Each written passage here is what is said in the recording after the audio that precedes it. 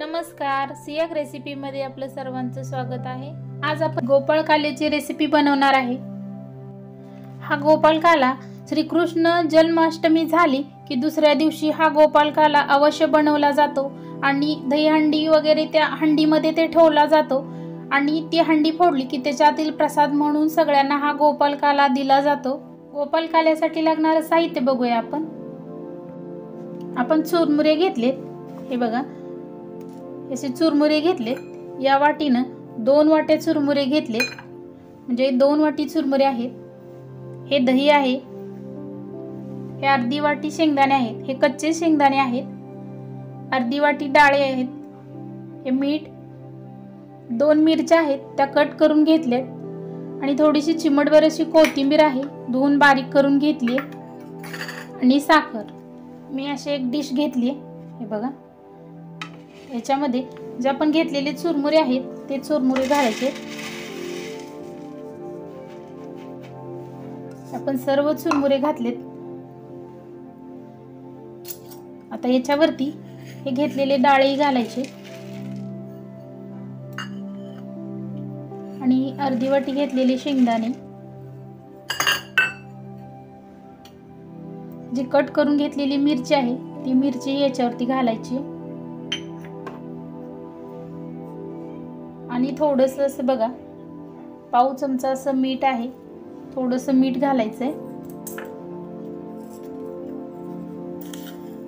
आणि 1 चमचा साखर घालायची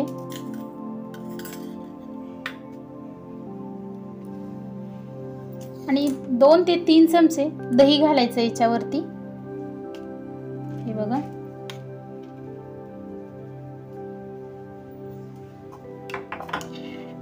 जर तुम्हाला जास्त आवडत असेल तर तुम्ही अजून दही वापरू शकता।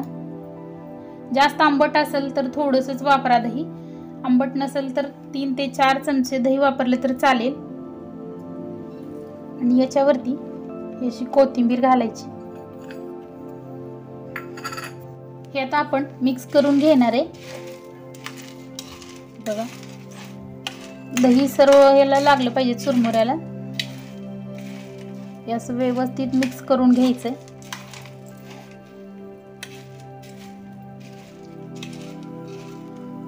जे आपण सर्व जिन्नस घातले ते सर्व असे मिक्स करून घ्यायचे। हे बघा आपण पूर्ण असं मिक्स करून घेतले। किती छान झाला आपला गोपाळ काला, एकदम छान असा होतो। प्रत्येकाची करण्याची पद्धत वेगवेगळी असते।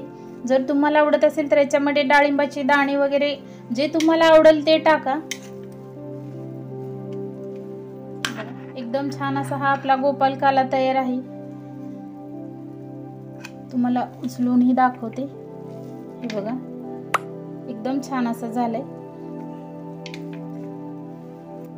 तर हा गोपाळ काला तुम्ही घरी नक्की करून बघा आणि कसा वाटला आम्हाला कमेंट मध्ये नक्की कळवा। असे नवनवीन व्हिडिओ पाहण्यासाठी आमच्या चॅनलला सबस्क्राइब करा। व्हिडिओ आवडल्यास लाईक करा आणि बेल आयकॉन प्रेस करायला विसरू नका। तुम्ही हा आमचा व्हिडिओ शेवटपर्यंत पाहिल्याबद्दल धन्यवाद।